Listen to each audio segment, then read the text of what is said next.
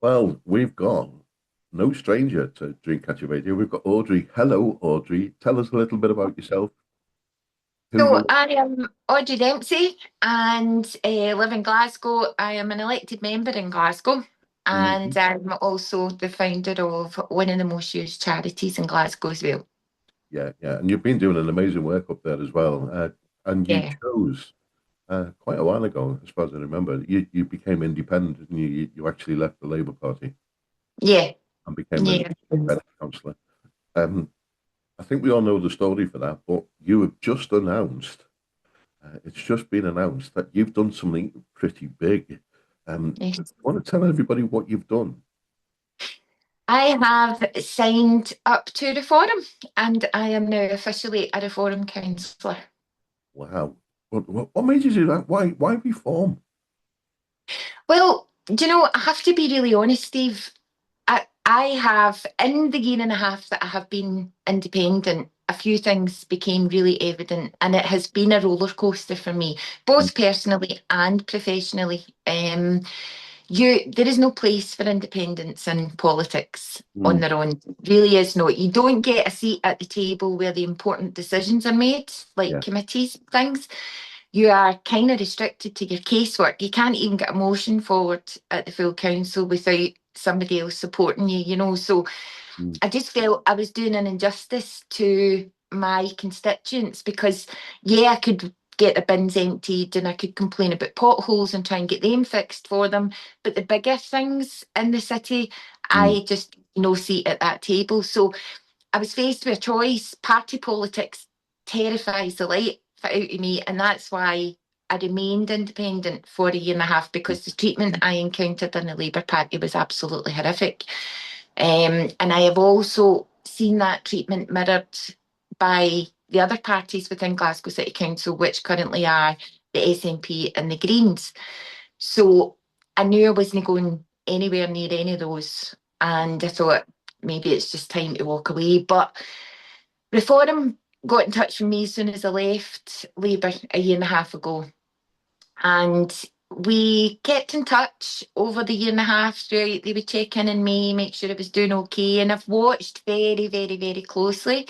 mm. And over the past, say, 6 months, that when I'm, that kind of scenario when the news is on your TV and you're busy doing something and something just stops you in the tracks. Yeah. I found myself doing that when Reform or anybody Reform related came on the TV. And I was thinking, do you know what? I kind of agree with that and I can align with that. And so as it stands, I align with so much that they are offering now. They're new, they're fresh, they're vibrant, they're keen, but most importantly for me, they are absolutely not afraid to have difficult conversations. And I think that's the biggest issue in politics right now. Absolutely. Yeah. I mean, the thing is, I mean, because I know of your past experience that you've had up there and when you were a member of the Labour Party.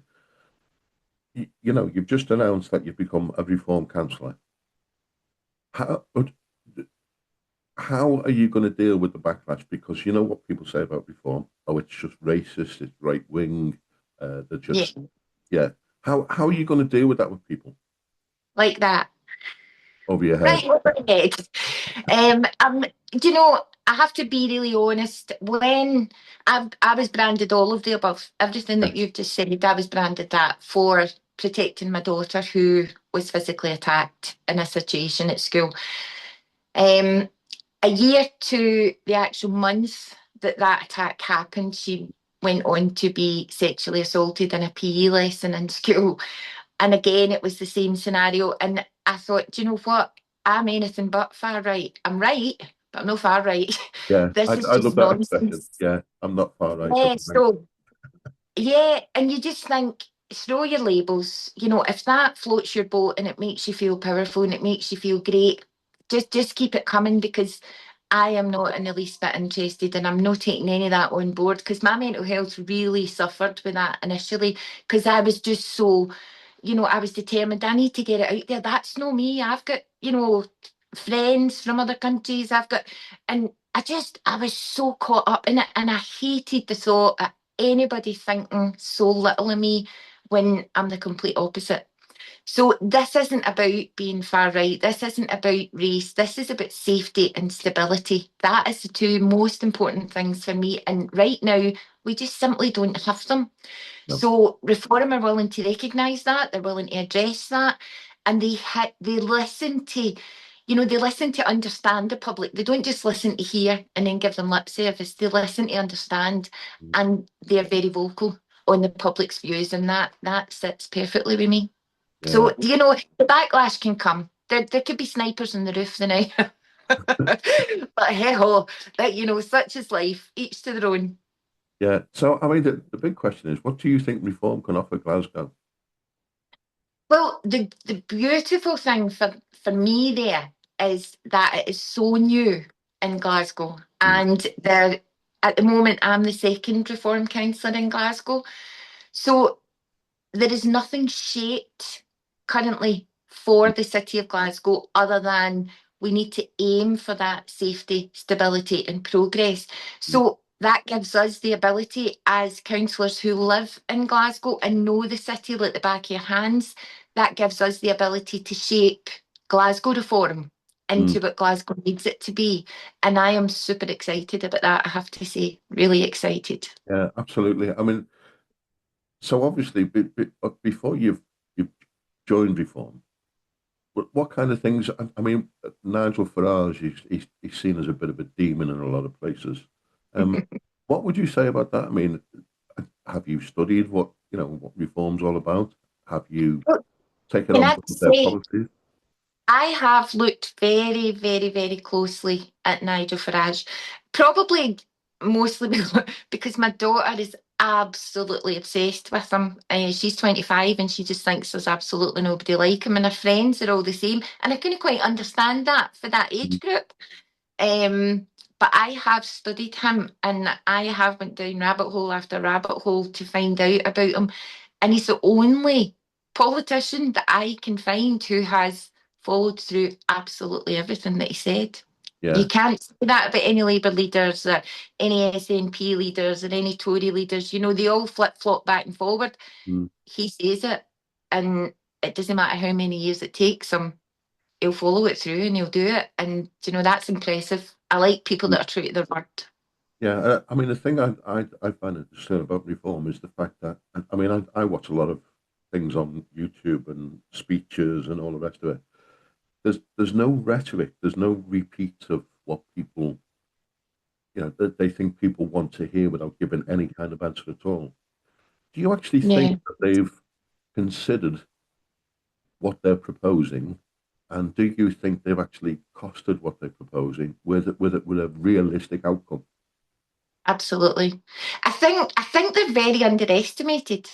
I think a lot of people are looking to instantly condemn, but who else has come out? I mean, he's did 2 press conferences, one down south and one in Edinburgh in the past 2 days.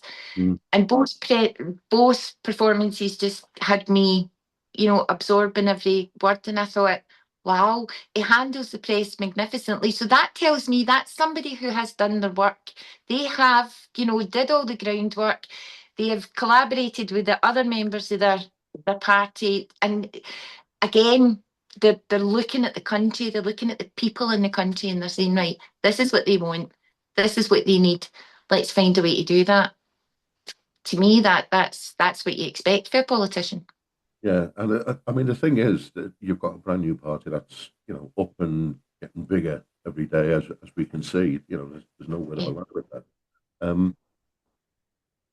I think what most people are thinking is it's a refreshing change to the norm, where Absolutely. there's no trust anymore in Parliament. Nobody trusts Parliament anymore. No.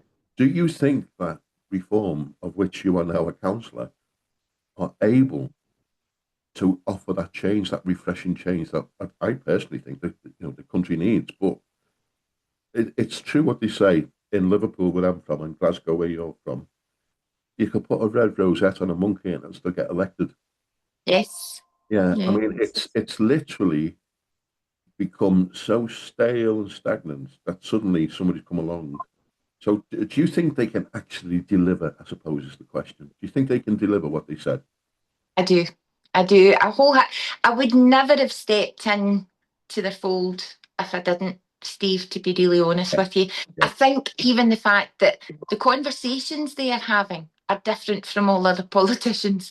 And you actually kind of see, Reform will put something out and then within an hour, the Labour Party's kind of took that idea and moulded it and twisted it, and then it becomes Keir's and Keir Starmer's, and they're actually trying to mirror Reform now. And I'm yeah, thinking, well, they could learn a thing or two. They definitely, because the the writing's on the wall, as far as I'm concerned. It's there for all to see. People are just being served gutter politics now for so long. I mean, the Labour campaign for the general election put me off the word change so much that I just don't use it now. I avoid it like the plague mm, because that's every billboard, every news, every advert was, we'll change, change, change. They just forgot to tell us they were going to change everything for the worst, not for the better, because that's what's happened. Do you know? So Who? I Who? don't feel that's going to be the case with the forum. I definitely don't.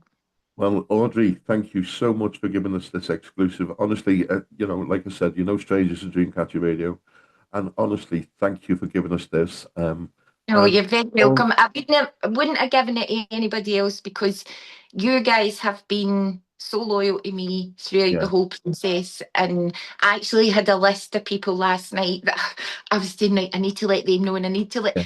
I was saying to everybody, but you can't say anything after 10 o'clock tomorrow, but I'm just letting you know. And that is basically because I don't forget my friends, and you guys have been that. So thank you. Oh, that's really kind. Thank you. I mean, I think, if I'm not mistaken, I think the interview that we did with you is actually on YouTube. So if people go to Dreamcatcher Radio on YouTube, and they'll be Yeah, able to hear your story, and they'll be able to piece all this together as to why you're doing what you're doing. So yeah. honestly, we wish you the very, very best of luck. Um, Thank you. um, as you said, just let it go over your head, get out there and serve the people that you want to serve. And Absolutely. we know here that you're going to do a grand job. So thank you so much, Audrey. You are amazing, and we love everything that you've done. All right. Thank you very much. Thank you. Take All right. care. Cheers. Bye bye.